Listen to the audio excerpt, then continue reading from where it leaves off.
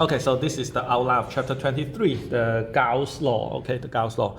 So first we'll introduce a variable called electric flux. Okay, electric flux. Okay, that is a scalar. Okay, a scalar related to the E field. Okay, related to the E field. And then based on this electric flux, okay, we can really tells you what is the Gauss law. Okay, actually Gauss law is one of the four equation in the Maxwell equations. And then we try to apply the Gauss law to to compute some of the E field generated by something like the cylindrical symmetric, planar symmetric, spherical symmetric, something like that. Okay, so with those kind of symmetry, the surface integral, okay, inside the Gauss law will be just like a multiplication. Okay, just as integrating a constant. Okay, for a 1D integration, something like that. Okay. So so this is out of the textbook, but just let you know an overview of the electromagnetism, just as what I mentioned at the very beginning of this semester. When we talk, so this semester is about electromagnetism. Okay, so if someone asks you how do you describe magnetism? Okay, in 2 words. Okay, it will be Maxwell equation. So Maxwell equations include these 4, okay? Actually, in the textbook, it only mentioned the integral form, or integration form, okay? Whatever you call it, integration form, okay? 积分形式, okay?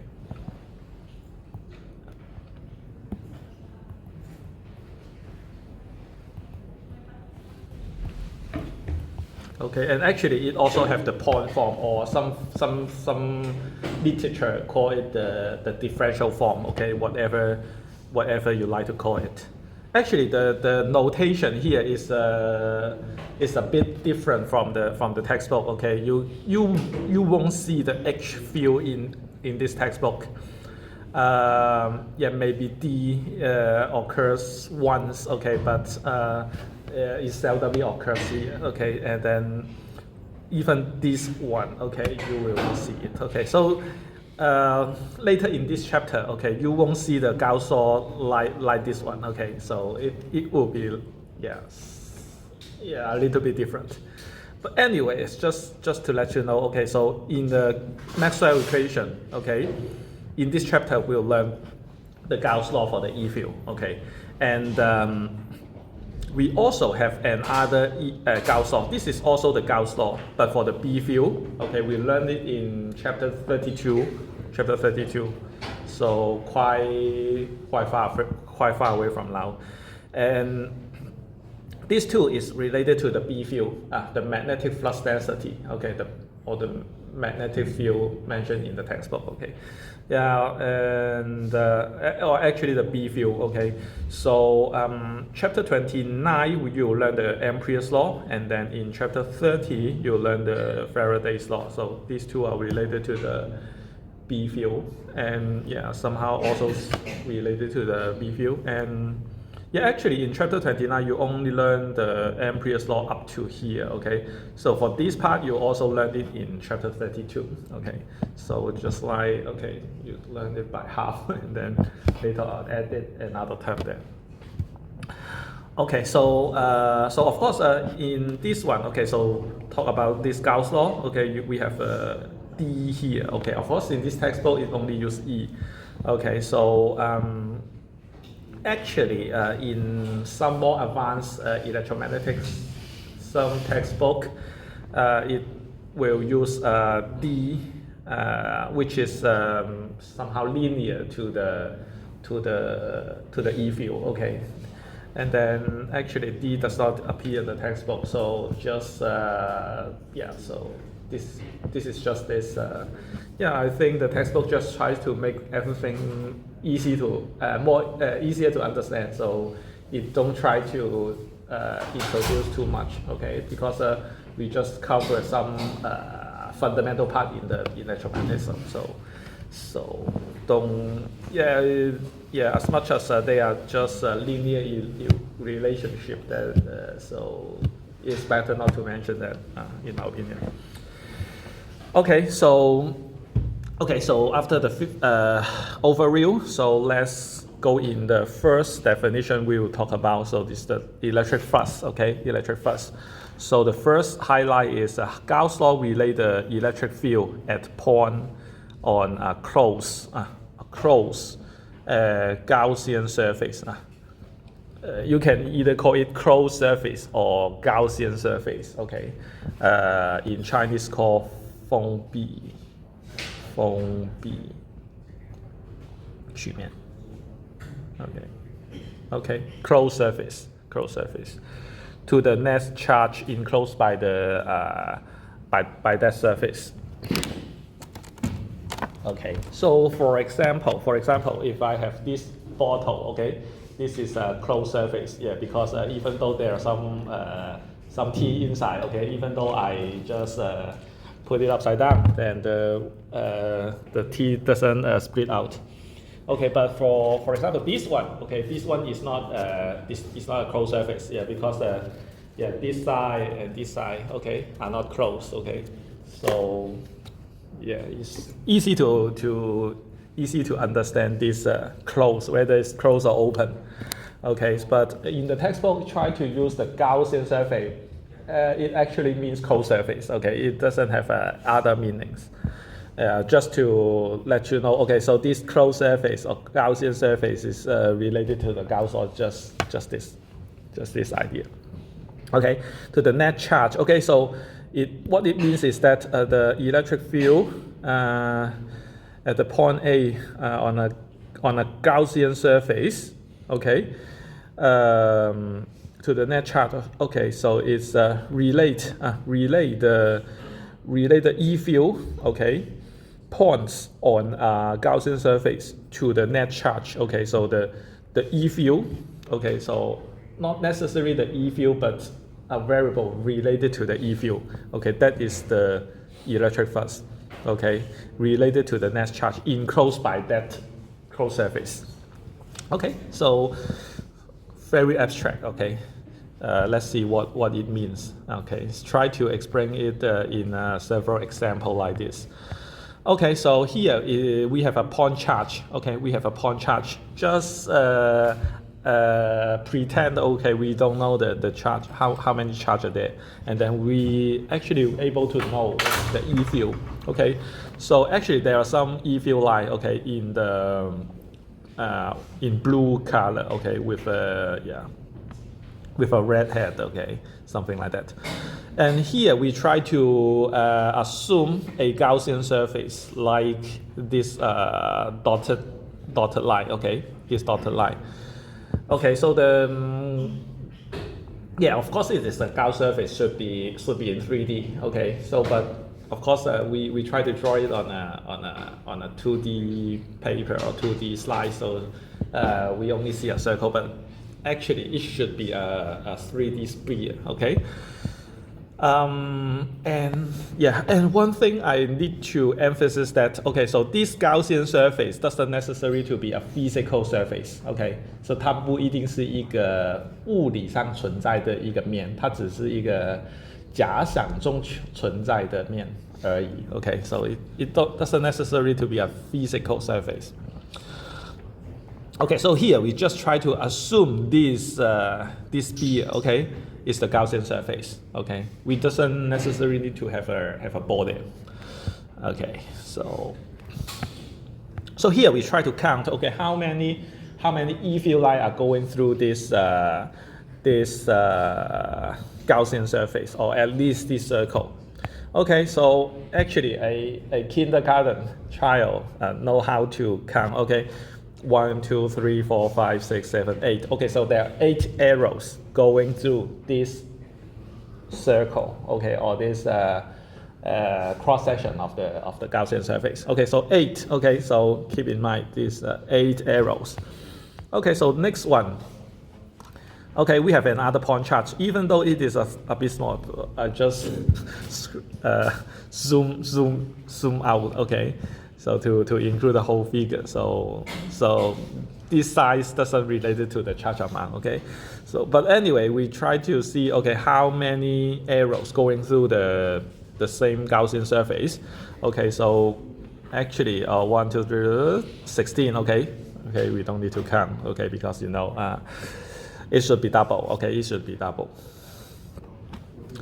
Okay, and then the last one, okay, so this is a little bit different, okay, so this one, the arrows are pointing out of the Gaussian surface, but here there are 4 arrows, okay, there are 4 arrows going in, okay, so these are 16 going out, 8 going out. Okay, so the idea here is like, even though we don't know the charge amount, but as much as we know how many arrows going in or going out from the or going to the Gaussian surface, we will be able to know the ratio of the charge. Okay, so it could be like, let's say, okay, for this one, okay, the charge amount is plus Q, okay, plus Q. We don't necessarily need to know what this Q is, okay, just assume this is a certain charge amount. And as much as all the E field lines are going out from it, okay, we know this should be a positive charge, and so as this case, so this is also positive. And as much as the number of arrows are doubled, okay, so we know the charge amount should be 2 times to the plus Q, which is plus 2Q, okay, plus 2Q.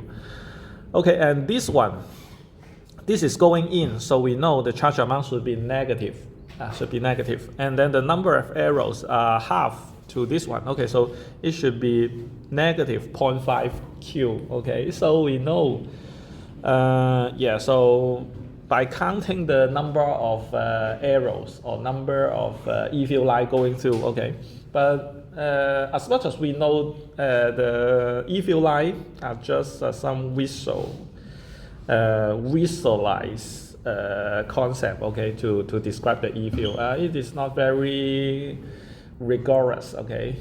So so how do we make it more concrete? Okay, based on this thing, okay. So we try to define something called the electric flux based on this simple idea, okay. Not only counting those arrows, those electric field lines. Okay, so here going to some math. So first of all, we try to define something called the area vector. 面积向量。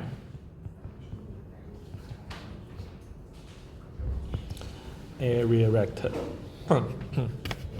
Okay, so area vector is a vector. So what is its magnitude? Okay, so the magnitude is the okay. So dA. Okay, so we try to denote it as dA vector. Okay, so for an area element on a surface is a vector that is perpendicular to the element and has a magnitude equal to the area. Okay, magnitude equal to the area. Okay, so this is the magnitude, this is the direction perpendicular to the element. Okay, so actually, of course, for most of the case, the Gaussian surface is not a plane. Okay, it's not a plane or it's not several planes.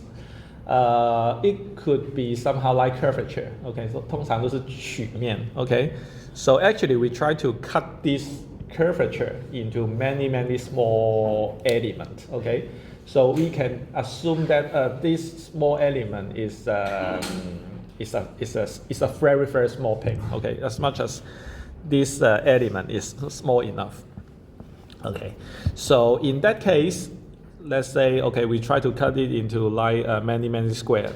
Of course, it doesn't necessarily to be square, but yeah, as in a Cartesian coordinate, it is easy to understand that all the elements are square. Okay, anyways. Okay, so this is the plane. Okay, and then maybe there is an E field going through it, and then we try to assume the direction of the dA. Okay, so this is the plane, Okay, and then we can actually draw a line. Okay, so this line is perpendicular to the element itself. Okay, so you can say, okay, it can be either pointing to the right side or either pointing to the left side. How do we determine? Okay, so the simple answer is both directions are okay. But of course, in every cases, you need to determine by yourself. Okay, so for example, if I want to make a dA is actually pointing to the right side, then for this case, you try to keep in mind that, okay, dA is pointing to the right side, or at the very beginning, okay, you try to assume that this dA is pointing to the left side.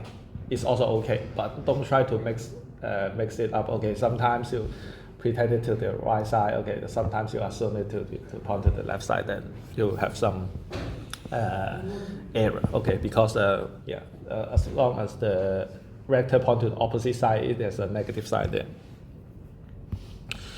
Okay, so anyway, so we have, let's say, dA is pointing to the right side in this case.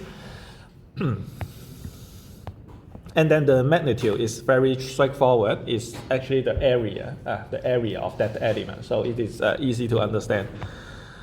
Okay, so the electric flux. Okay, so the electric flux for that element, we call it d phi. Which is a scalar, okay, which is a scalar. So it is not a vector anymore, okay? So how do we turn this thing into a scalar?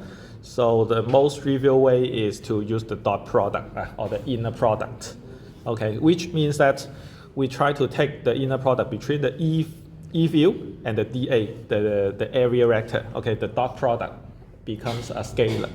So okay, so it would be like that. Okay, so this is the E field, this is the dA.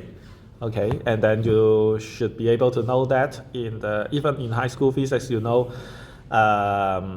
this. Okay, let's say let's call it maybe d phi. Okay, d phi will be E times dA, and then cosine of theta. Okay, just keep the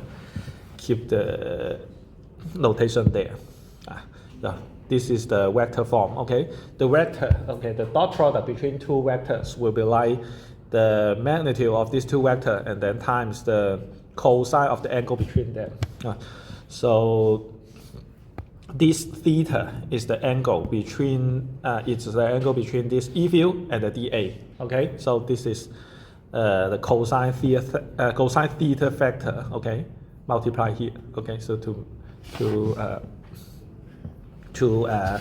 compute this electric flux.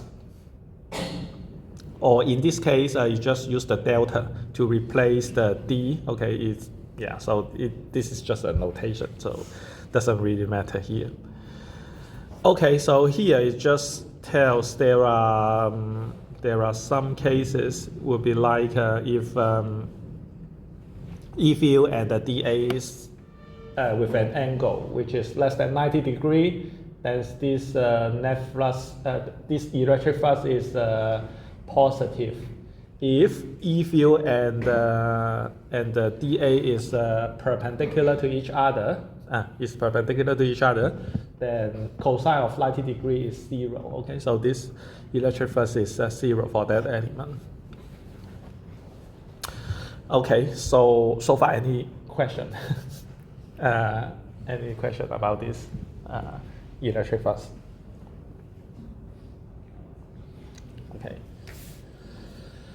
Okay, if no, so this is even more rigorous definition for the electric flux. So and actually the total flux.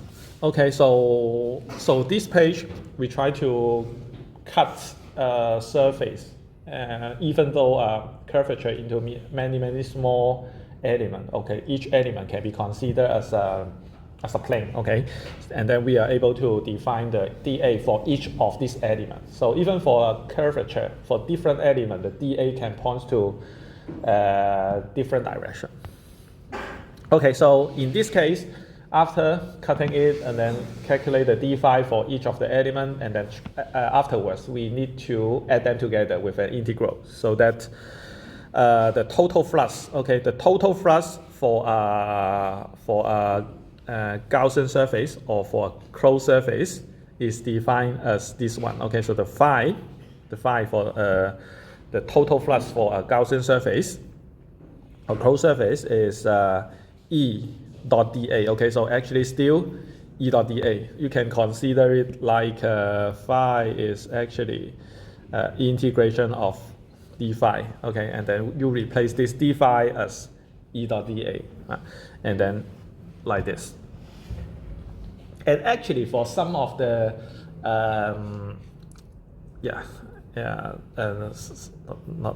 not this case yet. Okay, so actually the total flux is like this. Okay, so maybe I need to correct something. Okay, so the total flux is not defined for closed surface. Is this total flux is defined for an arbitrary surface. It can be open or closed. Probably open. Okay, probably open. Yeah, for an open surface, we can have the total flux. But for this net flux, okay, for this net flux, it is specifically referred to a closed surface. Okay, refer to a closed surface. Yeah, so the net flux through a closed surface is given by almost the same notation, but we have this circle here. We have this circle here, means that this integral is for a closed surface. Okay, of course we have this dA. This is an area vector, so it should be in 2 dimensions or even 3 dimensions. So it's a surface integral, actually, or at least at very least this vector is in 2 dimensions. Can be like dx dy, something like that. Okay, so this is a surface. Okay, and then the closed. Okay, so this circle here means it is for a closed surface. Okay, for a closed surface.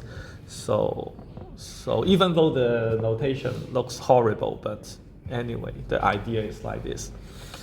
Okay, so actually, for the net flux, it could be like we have a closed surface here. Okay, somehow like a 3D heart. Okay, yeah. So and here we try to cut this closed surface into many small segments. Okay, so each small segment we consider is a plane, although it is not really. But if this plane is or if each of these elements are extremely small, infinitely small, then we can consider each of these elements is a small plane. Okay, and in this case, just as what I mentioned, okay, for the dA it can point to either direction, but for closed surface, the dA must be defined pointing out of the closed surface. Okay, so for closed surface, okay, for closed surface, the dA must be defined that dA points to the outside, points out.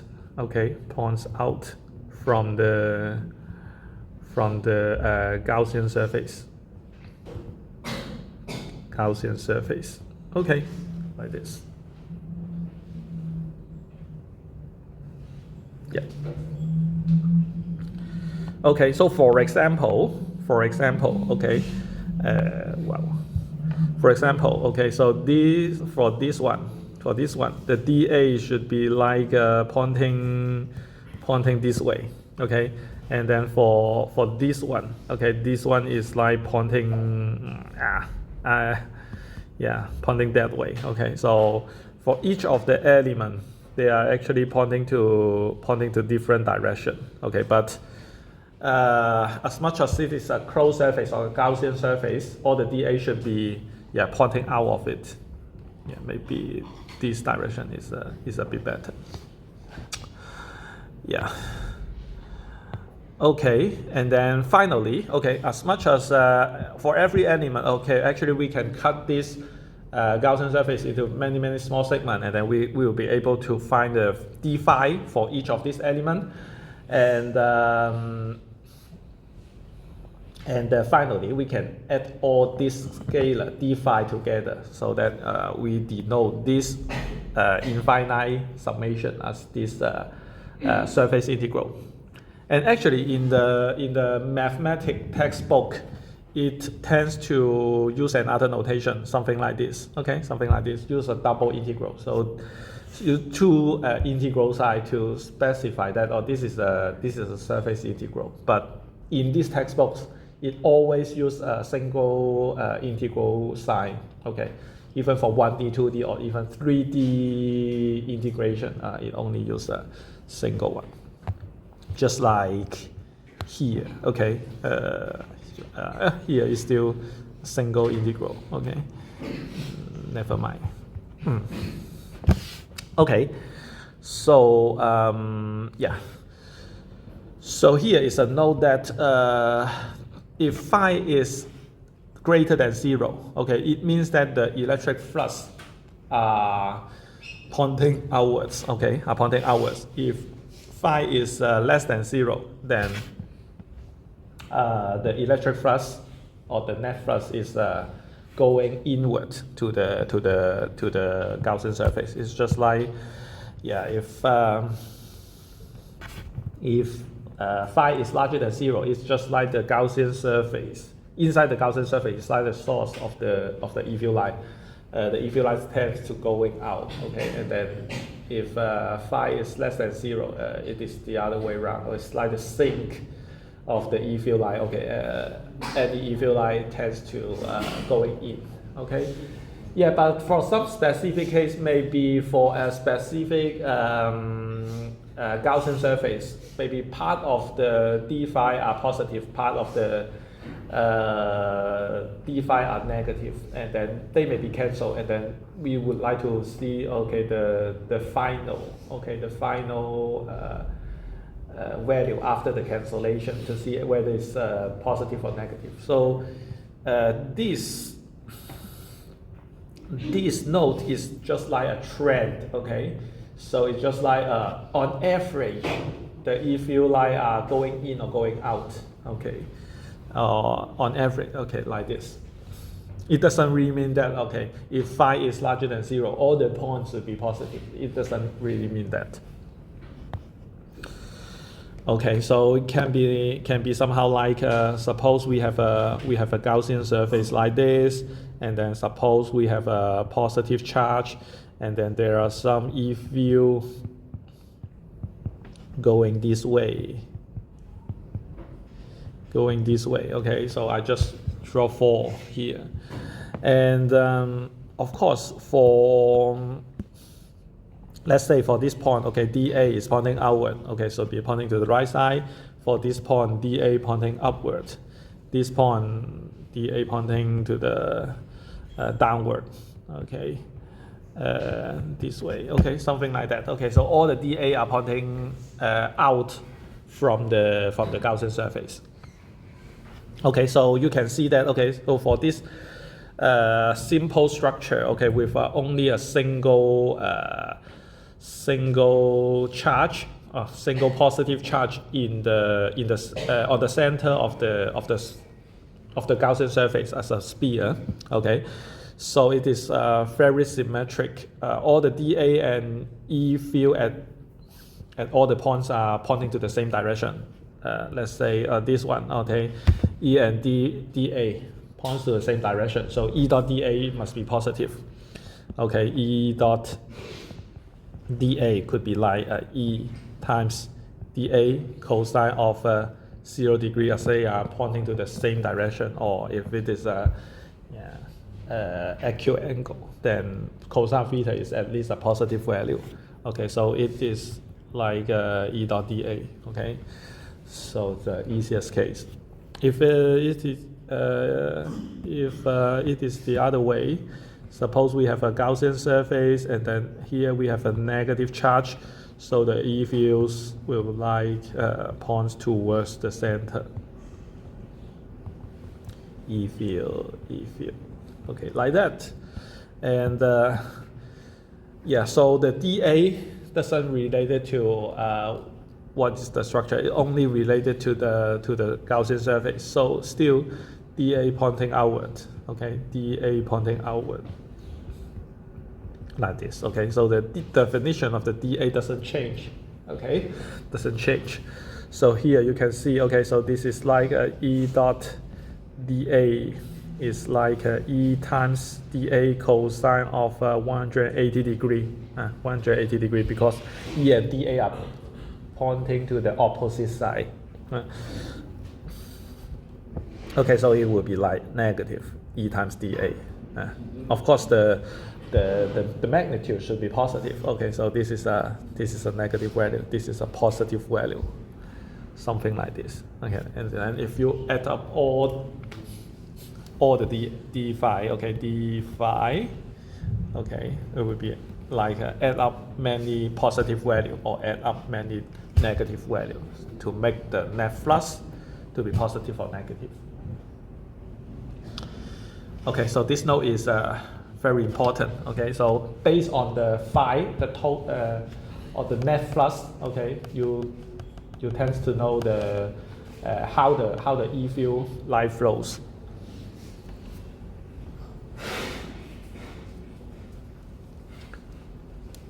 Okay, so far any questions?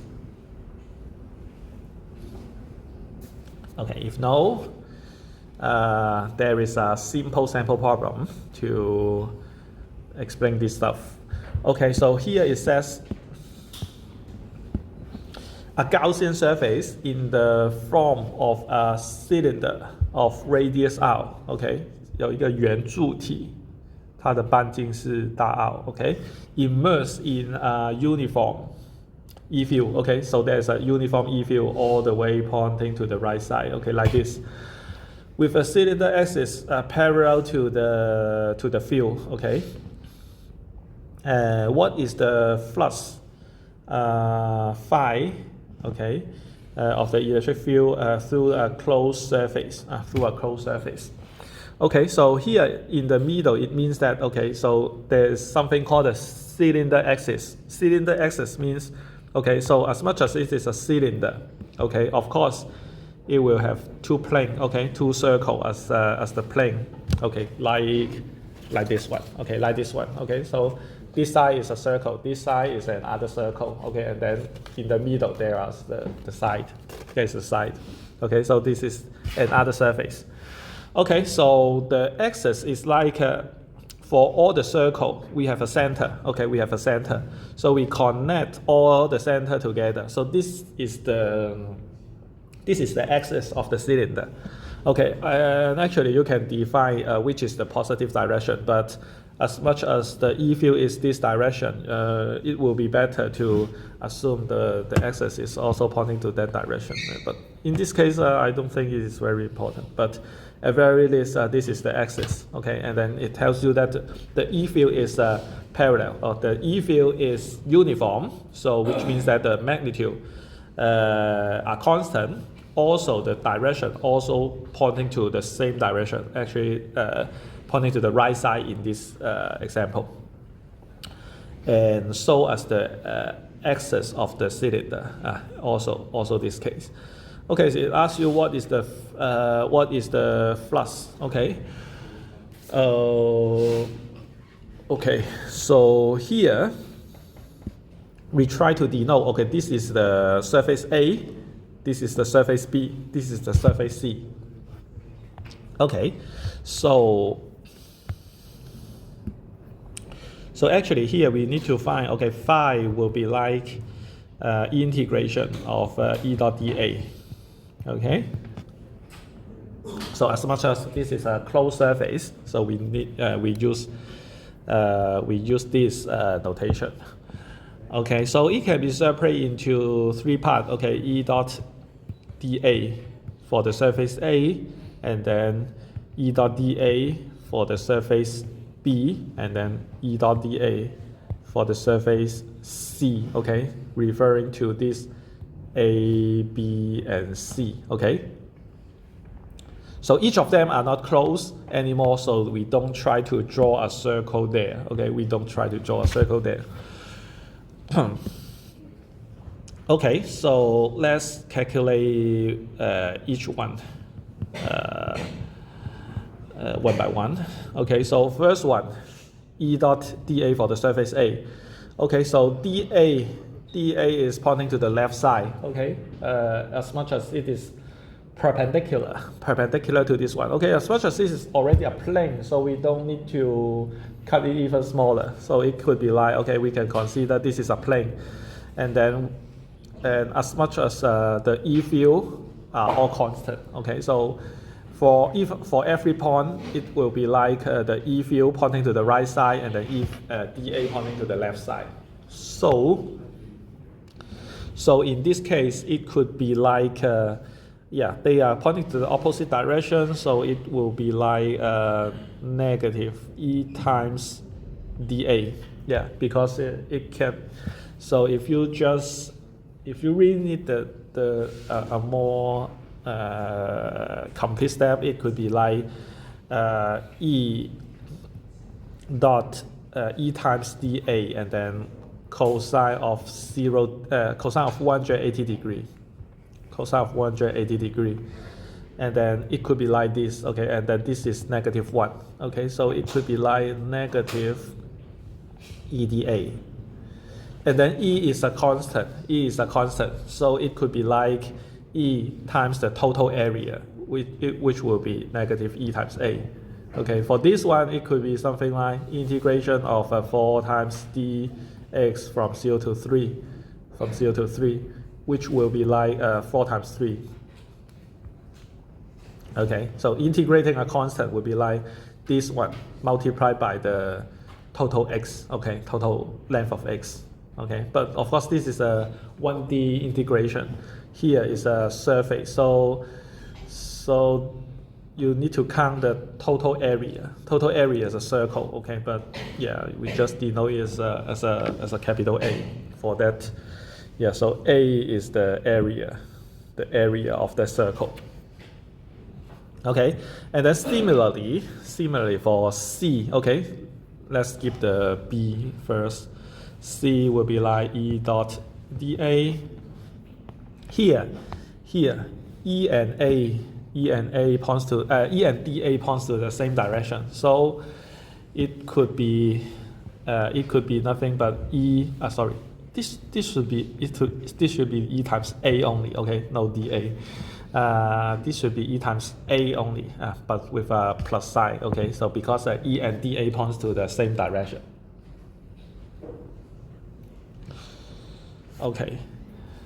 Okay, so the final part is integration of E dot dA for the surface B. Okay, so actually, every dA points to different direction, but the idea is that, okay, even though we try to cut this surface into many small parts, okay, so let's say for this part, dA pointing upward, and then E field pointing to the right side, and then they are perpendicular to each other. So E dot dA for this one, okay, so this d phi will be like E dot dA will be like E times dA cosine of 90 degree. Cosine of 90 degree is 0, so it is nothing but 0. So for every small element on the surface B, okay, they are all d phi to be 0. So adding up all the 0 will be nothing but 0. So here is nothing but 0. So it's like this. Okay. So the dA will be like, okay, for the top part, it with maybe I use this one. Okay, dA is pointing upward here. Okay, dA is pointing this side. dA is pointing downward. Okay, dA is pointing this side. Okay, like this. Okay, the dA should be pointing should be perpendicular. Should be perpendicular to the element and then pointing outward. Okay, so this is the arrow here. Okay, like this. But the E field always point to the right side. Okay, so yeah, I have another one. Okay, so it's like, okay, all the way perpendicular, all the way perpendicular. Okay, so I think, yeah, it's like this case.